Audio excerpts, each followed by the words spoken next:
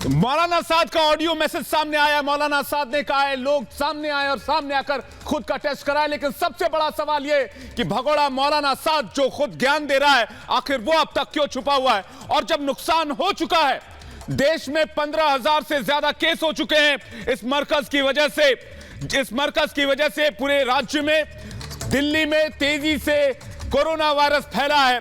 यह कहना खुद अरविंद केजरीवाल का है और उन्होंने कहा है कि अगर मरकज ना होता तो दिल्ली में हालात नियंत्रण में होते।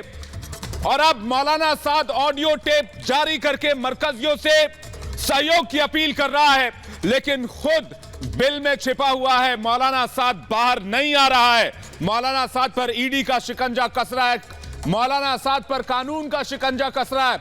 लेकिन किस तरह से मौलाना साद चटपटा रहा है, ऑडियो मैसेज भेज रहा है, कानून के डंडे से बचने की कोशिश कर रहा है, आइए आपको सुनवाते हैं। इस वक्त सारा आलम एक वबा का शिकार है और ये बात यकीनी है कि यह वबा हमारे बुरे अमाल की बदली हुई सूरत है। जब बंदा अपने बनाने वाले से दूर हो जाता है तो बनाने वाला इसको अपने करीब लाने के लिए इस पर हालात लाता है। इसलिए एक अहम दरख्वास्त करनी है। इस वबा से निपटने के लिए ज़रूरी है कि दावत व तबलीग से वाबस्ता अफराद जहाँ कहीं भी हैं और ज़िला की इंतज़ामिया और हुकूमत उनको टेस्ट करने या क्वारंटाइन करने के लिए ले जाना चाहती है तो इंतज़ामिया का इसमें पूरा ताउन करें, इंतज़ामिया का पूरा साथ दें। किसी भी बीमारी का इलाज करना इंतहाई ज़रूरी है, इसलिए इसका एहतमाम करें। सुना आपने, ये कह रहा है कि प्रशासन का सहयोग करें। 4,000 लोगों को बीमार करने के बाद में अब ये लोगों को सलाह दे रहा है, इसलिए क्योंकि इस पर शिकंजा कस गया है। ये अपनी गलती नहीं मान रहा है लोगों को बीमार करने के बाद। अतुल कृष्णन और विवेक राय हमारे साथ इस वक्त जुड़ चुके हैं। अतुल, ये मौलाना चाहता क्या है? ये इसे लग गया है कि अब पुलिस का कभी भी शिकंजा कस रहा है, इस पर हाथ पहुंच जाएंगे, इसलिए ये अब अपनी कौम को भी बदनाम कर रहा है और लोगों को कह रहा है कि ये गलती है, ऊपर वाले ठीक करेंगे, ये कह रहा है।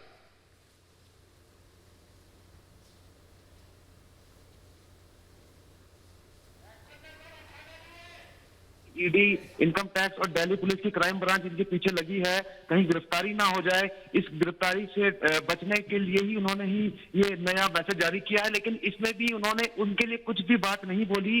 जिन जमातियों ने डॉक्टरों के ऊपर पेशाब की बोतलें फेंकी, खुले में शौच किया और नर्सों के सामने कपड़े उतार दिए, हॉस्पिटल में तोड़फोड़ की, उन जमातियों के बारे में इन्होंने बिल्कुल भी कुछ भी नहीं बोला है और अपनी गलती भी नहीं मानी है अभी तक कि उनके कहने पे ही लोग छुप गए थे, सामने नहीं आ रहे थे। और अब प्रशासन को कहा जा रहा है कि आप जाके उनको सामने लेकर आइए। इस तरह के नया जो है ऑडियो रिलीज कर रहे हैं, सामने नहीं आ रहे हैं। पता चला कि जामिया में अपने साधु के घर पे छुपे हुए हैं और जब क्राइम ब्रांच की टीम जब इनको सम्मन भेजती है तो वहां से निकलते नहीं है, कहा जाता है कि वहां पे नहीं है। तो जैसी बात है, पुलिस के सामने नहीं आ रहे हैं, पुलिस को गुमराह कर रहे हैं, ईडी के सामने नहीं आ रहे हैं, ईडी को गुमराह कर रहे हैं। अतुल आपके पास वापस लौटेंगे। आप बता रहे हैं कि कानून का शिकंजा कसने लग गया तो तरह तरह के पैंतरे अपना रहा है, ऑडियो टेप जारी कर रहा है। ऐश्वर्य कपूर हमारे साथ इस वक्त जुड़ गए न्यूज रूम से, सीधे उनके पास चलेंगे। ऐश्वर्य, 4,000 से ज्यादा मरकज के लोग हैं जो उनसे संबंधित है, वो बीमार हैं और हजारों ऐसे लोग हैं जो इनसे संपर्क में आए होंगे। डैमेज हैज बीन डन, अब क्यों ये ऑडियो टेप जारी कर रहा है ये मौलाना? जी बिल्कुल, और जैसा कि आपने कहा कि डैमेज हो चुका है, नुकसान हो चुका है, लेकिन अभी भी ये छुप रहा है, ये छुप अपने हाइड आउट से बाहर नहीं आया है।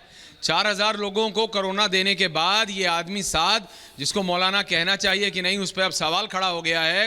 विवेक, ये है कहाँ?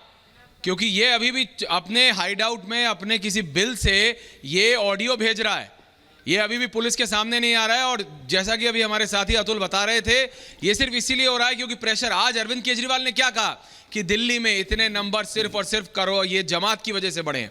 कोरोना वायरस का जो स्पाइक आया है दिल्ली में, जो नंबर बिल्कुल बढ़े हैं, वो सिर्फ जमात की वजह से। और ये बात सिर्फ दिल्ली में नहीं, तमिलनाडु में 84% करीबन, उत्तर प्रदेश में 59, यानी लगभग 60% केस सिर्फ जमात और जमात से जुड़े लोगों के।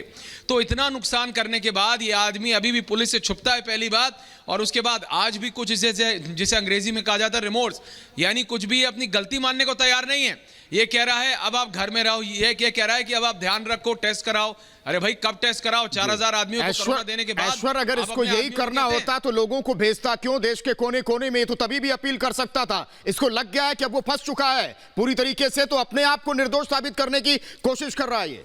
बिल्कुल विवेक। और अब जब आप और हम बात कर रहे हैं यहाँ, आज इसका ऑडियो आया है, उसके बाद भी रोहिंग्या अपने कैंप में वापस नहीं आए हैं।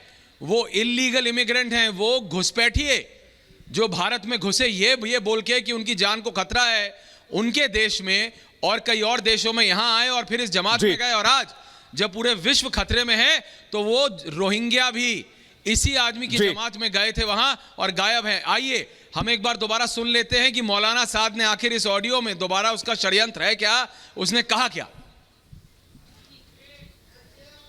इस वक्त सारा आलम एक वबा का शिकार है और ये बात यकीनी है कि यह वबा हमारे बुरे अमाल की बदली हुई सूरत है। जब बंदा अपने बनाने वाले से दूर हो जाता है तो बनाने वाला इसको अपने करीब लाने के लिए इस पर हालात लाता है। इसलिए एक अहम दरख्वास्त करनी है।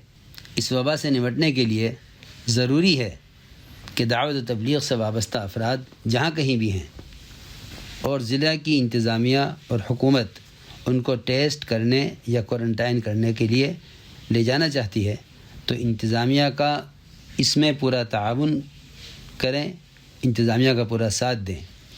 किसी भी बीमारी का इलाज करना इंतहाई ज़रूरी है, इसलिए इसका एहतमाम करें।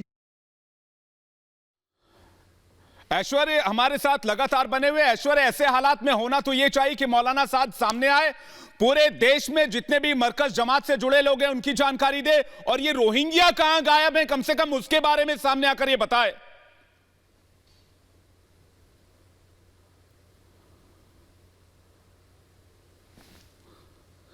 तो ऐश्वर्य 4000 लोग कोरोना से संक्रमित हो चुके हैं और अभी भी ये पुलिस से भाग रहा है। रिपब्लिक मीडिया नेटवर्क की टीमों ने पकड़ा ये कहां छुपा हुआ था, और जैसे ही हमारे कैमरा वहां पहुंचे एक जगह से उठ के दूसरी जगह चला गया।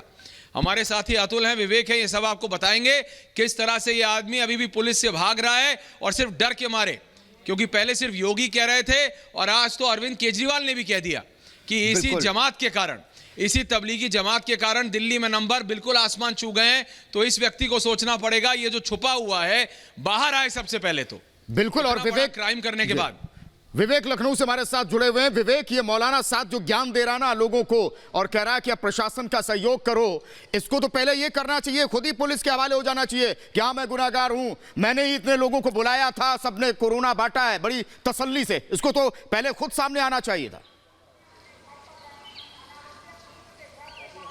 निश्चित तौर पर सबसे पहले खुद अगर मौलाना साद कुछ अपने लोगों के लिए कोई एक मैसेज छोड़ना चाहते हैं, क्योंकि वो लगातार वो यही कह रहे हैं कि आप अगर आपके अंदर कोई दिक्कत है तो आप सामने आइए, अपनी सैंपलिंग करवाइए, अपने टेस्ट करवाइए। तो आप अगर खुद सामने आएंगे तो निश्चित तौर पे आपके लोगों में मैसेज जाएगा, क्योंकि आपकी आवाज़ आदमी सुनता है और उसके बाद ही आपके एक तरीके से जो भी आप बहकावे अभी तक आपने दिए हैं वही आपकी जमात के लोगों ने फॉलो किया है। उत्तर प्रदेश की बात करूँ तो 1050 से ज़्यादा का मामला है उत्तर प्रदेश में, और उसमें 675 लोग ऐसे हैं जो जमात से सीधे तौर पे जुड़े हुए हैं। आप समझ सकते हैं कि उत्तर प्रदेश का तकरीबन 65% का पूरा जो केस है वो सिर्फ और सिर्फ जमात से है। अगर ये जमात के लोग ना होते तो आज उत्तर प्रदेश कितना सुकून में होता, कितने कम आंकड़े होते उत्तर प्रदेश में। तो कहीं ना कहीं